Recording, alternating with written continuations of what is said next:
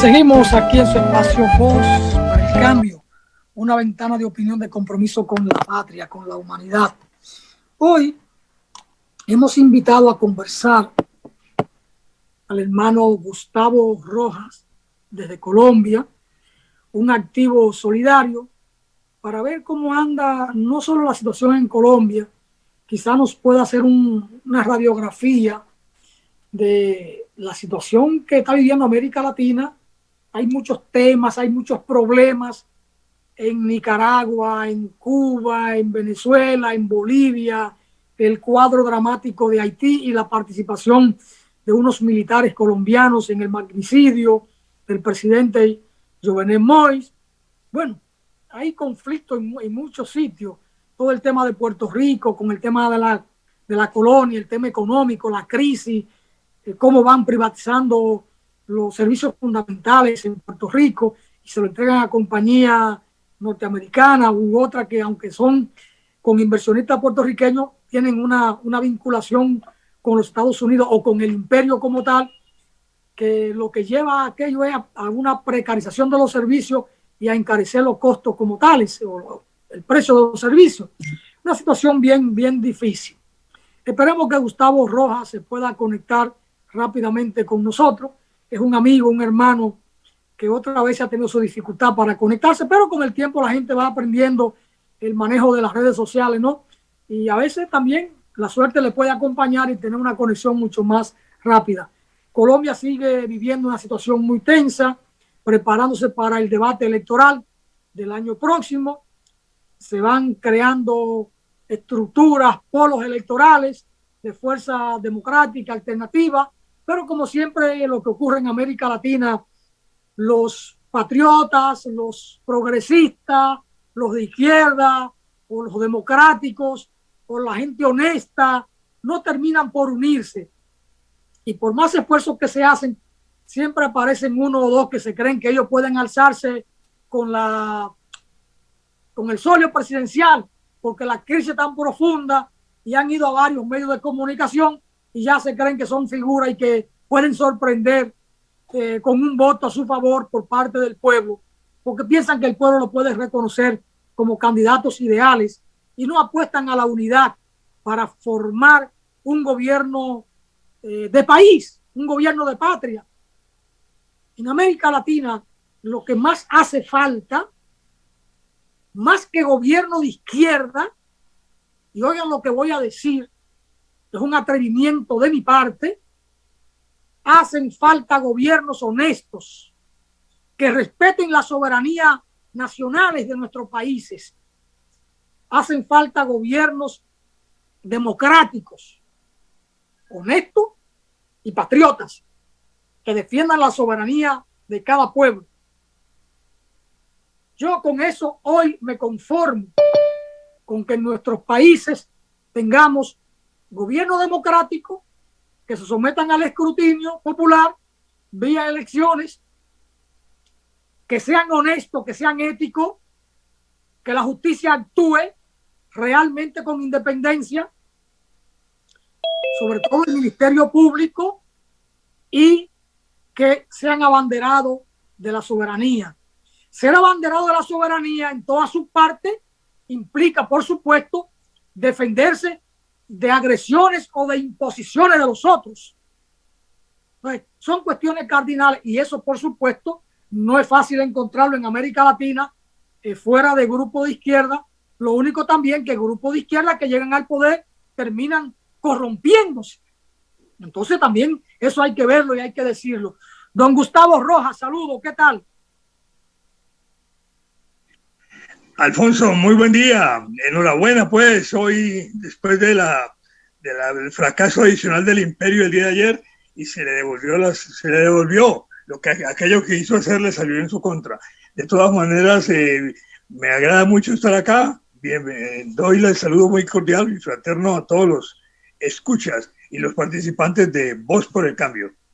Muchas gracias, Gustavo. Siendo Gustavo presidente de la solidaridad con Cuba en Colombia, todavía creo que le quedan unos meses, la presidencia es rotativa, pero sí, si ya no lo es, yo voy a decir que lo es. A ver, ¿cómo anda hoy, Gustavo, hemos visto que estaba convocada una manifestación para el día de ayer en Cuba, aupada por supuesto por el imperio, que no pierde oportunidad para crear dificultades en nuestro pueblo. ¿Qué pasó finalmente en Cuba y en nuestros países? Porque aquí incluso ayer hubo una manifestación de grupos de cubanos que radican aquí, que tienen una posición en contra del gobierno de la isla, pero al propio tiempo los solidarios dominicanos con Cuba se movilizaron y se movilizaron en mayoría. Era muy reducido el grupo, unas 12 o 18 personas que estuvieron protestando vestidos de blanco y con carteles de patria o vida, algo así es el eslogan que están usando los que están en contra del gobierno de la isla. A ver, Gustavo, si nos ayuda a comprender lo que ocurrió en el día de ayer. Bueno, es que lo siguiente, una cosa fue lo que pasó el 11 de julio, cuando de sorpresa se creó una situación que no se hubiese esperado, y otra cosa es Cuba informado de lo que va a pasar. En primer lugar, el gobierno de Cuba indicó que no toleraría ese tipo de manifestaciones que estén promoviendo la subversión en Cuba. Cualquier país lo va a hacer y Cuba está en todo su derecho. O sea, tenía la ley en sus manos y dijo que se reservaría el derecho de meter en cárcel y detener cualquier persona que estuviera haciendo algo distinto de meramente caminar y como tal quedó vetado eso. Segundo lugar, los mercenarios y demás parece que se desbandaron. No se pudo hacer nada. O sea, se replanteó la cosa tanto en Cuba como en otros lados y hasta el momento no hemos sabido sino cositas muy pequeñas y no precisamente en Cuba. En Cuba no hay razón para salir a la calle a protestar. La gente tiene sus canales para hacerlo, no tiene necesidad de hacer ese tipo de cosas y menos con la violencia que se dio en julio. O sea que yo creo que el llamado de Cuba para respetar la ley a los mercenarios los dejó de lado. Porque al fin y al cabo son eso, mercenarios pagados por Estados Unidos para tratar de desestabilizar el gobierno. Y como tal, pues hay líderes sobre el suelo, digamos así, que se dan cuenta de lo criminal que en las arenas que se están metiendo y se fueron. En el resto del mundo lo que se hizo sí vale la pena destacar. Fue la gran salida a la calle en muchos países, en la mayoría de los países latinoamericanos y muchos países más, a apoyar a Cuba. Eso fue masivo y fue una derrota contundente para Estados Unidos. El que no hubiera habido manifestaciones en La Habana, pues muestra que ellos no tienen bases para hacerlo, distinto de recibir dinero. Y ya por fuera sí fue el clamor mundial.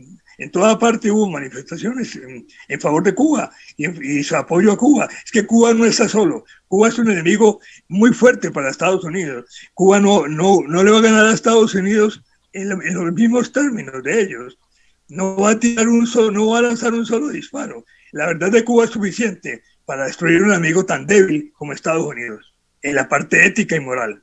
Son criminales. Es un gobierno criminal que está tratando de abusar, que ha saqueado el mundo por décadas y ahora el fin le está llegando a un imperio desubicado y en guerras y tratando de levantar odios y mentiras mediáticas y todo tipo de guerras culturales. Entre más lo haga con Cuba, más se hunde ese imperio. Todas las constituciones de nuestros pueblos, todas, tienen principios cardinales. ¿Eh? Sí, yo te escuché, Gustavo, te escuché perfectamente. Tú me estás escuchando, ¿verdad? Iba a comentar que todas las constituciones de nuestros pueblos tienen principios, tienen fundamentos que para garantizar la soberanía, el ejercicio soberano de sus gobiernos. Por tanto, ningún nacional puede ser empleado a sueldo de otra nación en su territorio si no declara que está haciendo un servicio para esa otra nación y que por ello recibe un pago y debe tener la anuencia de su gobierno. Todo Estado, la Constitución nuestra y todas lo establecen. Pero además, todo Estado soberano, todas las constituciones nuestras, sea o no en la práctica soberano o no el Estado, en su Constitución está establecido principios que regulan esas cosas. E incluso en el año 1992 llegaron a Colombia 5 dominicanos que fueron a participar en un foro alternativo contra el 5º centenario del encuentro de cultura, del descubrimiento de América o de la invasión de España a nuestro continente. y sin embargo fueron acusados de que iban a incorporarse a la FARC y fueron hechos presos y duraron 2 años y unos meses presos en situaciones sumamente difíciles. Es decir, cada país tiene mecanismos para garantizar su propio espacio de soberanía. Gustavo, hoy en América Latina, ¿cuál es la situación? Venezuela, Nicaragua, que acaba de hacer un proceso electoral, hay cuestionamiento, Atilio Borón sale en defensa, está el tema Bolivia, cómo está Bolivia, el tema Haití. Si nos puede hacer una panorámica, Gustavo, de la situación que se está viviendo en América Latina en estos días, el tema Brasil con Lula, lo acusan de que ya está en campaña y la ley electoral regula todo aquello. A ver, Gustavo. Yo creo que acá se está viviendo una etapa prelibertaria en América Latina. De una manera u otra, los países van despertando la realidad, muy, digamos que tiene parecidos con lo que fue la liberación aparente, pues, de la liberación de la colonia española por parte de los españoles nacidos acá, lo cual fue, a la larga no fue una gran liberación, pero digamos, ante la debilidad grande de Estados Unidos, que es un país que en este momento no dispone ya de los recursos que llegó a tener antes, salvo la moneda que puede seguir emitiendo, pero en todo caso es un gobierno que ha fracasado, es un imperio que fracasó porque trajo al mundo miseria para la grandes mayoría de la humanidad, trajo el saqueo y impuso el crimen como forma de vida y la barbarie, no de su población que vive pues allá en manera bien mal o regular, pero lo que el gobierno representa, sí, en la historia de Estados Unidos, desde que se liberó de Inglaterra en 1776, ha sido criminal, ha sido atacar a otros pueblos, de los indígenas que tenían ahí en en el territorio que después fue considerado de ellos, hasta México, que le quitó la mitad de su superficie, de su tierra. Ahora creo que estamos pasando por eso. Ante esa situación y la presencia del COVID, que ha afectado a buena parte de la población, los pueblos y las experiencias que ya se traen, experiencias libertarias que Estados Unidos ha controlado a través de un crimen de lesa humanidad, que es ese bloqueo que ha impuesto más sanciones. Eso es totalmente ilegal. Eso lo hacen criminales como los de Estados Unidos en el gobierno. Y ellos pueden, pero someter a un pueblo a hambre porque quieren quitarle los recursos, o quieren cambiarle su forma de manejar las cosas, es totalmente inaceptable. Basta con ver las votaciones de los gobiernos en Estados Unidos, en las Naciones Unidas. 29 años han votado en contra por unanimidad prácticamente. Solo quedan los gobiernos criminales de Estados Unidos e Israel. Estados Unidos que practican el genocidio, que asesinan personas, que han invadido a Palestina, como Estados Unidos ha invadido también a algunas partes acá en América Latina, y la invasión ya no se da sino con arreglos, sobornando gobiernos, entrando a ocupar los terrenos y los recursos, como lo ha hecho con Colombia. Entonces, ese tipo de cosas ya ha saturado la población latinoamericana, que está pasando hambre, dificultades y las enfermedades de la pandemia y muchas otras más, el empobrecimiento por falta de empleo. Entonces ya las manifestaciones se dan espontáneamente. Estados Unidos, que maneja torpemente la situación, como es una característica de ellos, que creen que la guerra y la fuerza y la violencia es la única forma de controlar los pueblos, esto ya no alcanza. Mira cuántos muertos tuvimos nosotros en el reciente paro nacional.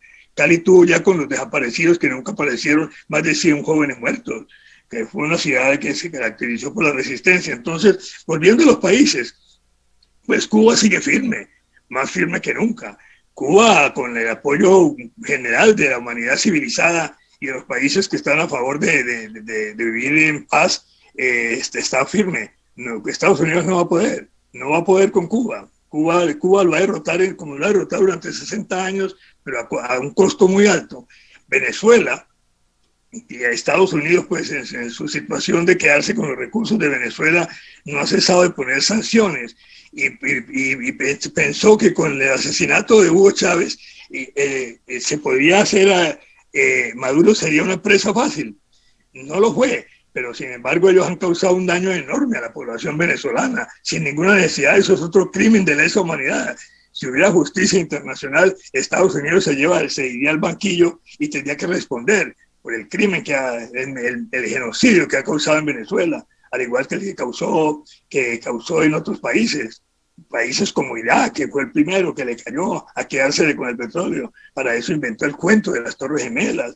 Estados Unidos en este momento no tiene credibilidad, Alfonso, en el mundo. La gente ya sabe que es un país bárbaro, el gobierno es bárbaro, no así el pueblo. El pueblo puede tener posiciones distintas, pero en este momento ya lo que hace Estados Unidos en nombre de ese país es vergonzoso, es una vergüenza para la humanidad. América Latina, creo yo, volviendo a la muy interesante pregunta tuya, que está en una época de preliberación, pero Estados Unidos sigue considerando que su solución a su decadencia es volverse a apoderar geográficamente, anexionándose a América Latina como si fuera parte de ese imperio, pero eso no lo va a conseguir. No ha podido conseguirlo y los pueblos juntos no van a aceptarlo. El caso de Bolivia, empecemos por el sur, empecemos por Bolivia. Ya Estados Unidos había propiciado el año pasado ese golpe de Estado, creo que fue en el 19. Sí, en el 2019 propició el golpe de Estado contra Evo Morales, que fue prácticamente sacar un presidente a la fuerza del poder. Ahora, ya cuando vinieron unos delincuentes, especialmente de Santa Cruz de la Sierra, y se tomaron el poder, fue un fracaso rotundo y son en este momento reos de la justicia en Bolivia, y ya con el nuevo gobierno de Arce. Pero entonces, en el momento, en la semana pasada se propició en Santa Cruz de la Sierra, que es el centro pues, de la disidencia en Bolivia. A Santa Cruz de la Sierra se fue una ciudad nueva que se formó con base a delincuentes de la Segunda Guerra Mundial que se ubicaron en esa parte de Bolivia. Y como tal, ellos han propiciado desmanes y actividades siempre contra un gobierno de un indio, a quien no reconocen, pues ellos ya están racistas, como lo han sido los alemanes y sus descendientes, se han apoderado y han creado un imperio económico en Bolivia, en esa región. En todo caso, entraron en un paro nacional con miras a dar un golpe de Estado al gobierno actual. Todo eso es propiciado por el Departamento de Estado, en todo caso de Estados Unidos, pero hasta ahora no tuvo éxito. Lograron frenar a Santa Cruz de la Sierra por varios días y llegó hasta Cochabamba, pero hasta donde tendría que pasar, porque el gobierno ya y la población nativa, la población originaria de Bolivia no lo va a, no van a ceder tampoco ante presiones. No parece que se dieran, y hasta la última que tengo de anoche es que la cosa se ha calmado un poquito, pero fue un nuevo intento de golpe de Estado que fracasa nuevamente en Bolivia. El caso de Nicaragua es sobresaliente, claro. Después de Daniel Ortega sale elegido prácticamente por cuarta vez al poder. Lejos de convertirse en un dictador, es un personaje muy querido por la población y ojalá fuera estuviera. Se te va la señal, Gustavo, no te escucho. El audio entra en esa dificultad. Gustavo, si me escucha, quizá pudiéramos en estos últimos minutos ver un poco la situación de Colombia. Colombia está saliendo de una extraordinaria jornada de protesta, de lucha de la juventud, que les costó, por supuesto, cerca de 100 muertos, 100 y algo, más los encarcelados, los torturados, todo aquello. Pero hay un proceso electoral adelante. No sé si Gustavo me está escuchando. Parece que no. Bueno, ahí retornó Gustavo. Ok, a ver si nos puede comentar la situación y la perspectiva que tiene Colombia de cara al proceso electoral que se avecina. Hemos visto desde acá no solo la posibilidad de que Gustavo Petro sea el candidato, sino que también hay otros que se han animado, incluida una compañera, a presentar su candidatura también por una formación política de tendencia democrática, progresista o más o menos de centro izquierda, y de repente aparecen 3 o 4 candidatos que hacen oposición al uribismo, y entonces esa dispersión de los sectores más o menos sensatos, democráticos, de izquierda, progresista y gente honesta, independiente, frente al uribismo, puede posibilitar que el uribismo se mantenga en el poder. ¿Cuál es el cuadro que se tiene? Además de la posibilidad siempre de un fraude del que está en el poder. Esa derecha nos juega. Claro, en primer lugar, pues las elecciones en Colombia no tienen ninguna confidencialidad, no tienen ninguna veracidad, porque se han basado tradicionalmente en el fraude. Y hay mecanismos oficiales para hacer fraude, como meter nuevas cédulas en cualquier momento, millones de cédulas que se meten firmando, de mucha gente ya ha muerto, etcétera. Colombia por las elecciones es una vía difícil, difícil especialmente por la corrupción tan grande y porque acá no hay, como al no haber democracia en Colombia, todo está sometido a una especie de dictadura fascista de la peor calaña, de un criminal reconocido, y como es Álvaro Uribe Vélez, que es un genocida y un psicópata, pues empedernido, ya está a punto de ser de alguna manera sancionado. En todas maneras, ese sujeto a lo mejor va a casa por cárcel y se va a quedar ahí continuando en su delincuencia. Pero volviendo yo creo que eso, Alfonso, que esos candidatos finalmente se van a unir. Esos son procesos iniciales que van dando presencia a ellos, pero que finalmente, haciendo sentido común, se unirían. Lo que se espera hacer una especie de frente amplio en contra de la delincuencia. Colombia perdió su soberanía del todo y es manejado directamente por acá, desde el Departamento de Estado, a través de la Embajada estadounidense en Colombia. Tú sabes que Uribe se dio 7 bases militares y cualquier otro número que pudiera necesitar. Ante la posibilidad de ser detenido en Estados Unidos y chantajeado, él firmó contra la opinión del pueblo. El Congreso no estuvo en forma, estaba en vacaciones cuando se hizo aquello en el año 2009 y se instalaron unas bases militares que si algo sirven hoy en día, y pienso que tiene que ver más bien con el tráfico de la droga, porque acá están con 9 bases militares, 2 de ellas en la frontera con Venezuela, que es una amenaza para Venezuela, para Colombia y para toda nuestra América, tener esas bases ahí. Menos mal que se ha frenado un poquito la virulencia con que ellos pretendían apoderarse de los recursos de Venezuela y como tal están ahí esperando. Y Biden por lo menos ha llevado una política menos agresiva, aunque Trump tampoco pudo. No pudo en su momento, a pesar de toda la colaboración de este gobierno, que si se puede llamar gobierno, porque ellos podían ser digamos, unos representantes de Estados Unidos en Colombia, los que están actualmente en el poder, además de ser prácticamente todos delincuentes, todos. Para trabajar con Duque, por ejemplo, yo creo que el requisito principal es tener un dossier criminal para evitar que se vaya otra gente. Entonces, en las elecciones en Colombia van a depender, en primer lugar, de los controles que se puedan hacer sobre las urnas en el mismo momento, y hay un proceso andando mediante el cual se va a hacer un control paralelo por parte del pacto histórico. Se va a llevar la información a través de los testigos electorales, van a tomar las actas y las van a remitir a un centro de cómputo y ellos van a llevar el cómputo, independientemente de lo que pueda decir después el tal Centro Nacional Electoral. De todas maneras que no tiene ninguna credibilidad porque todo es parte de una sola corrupción.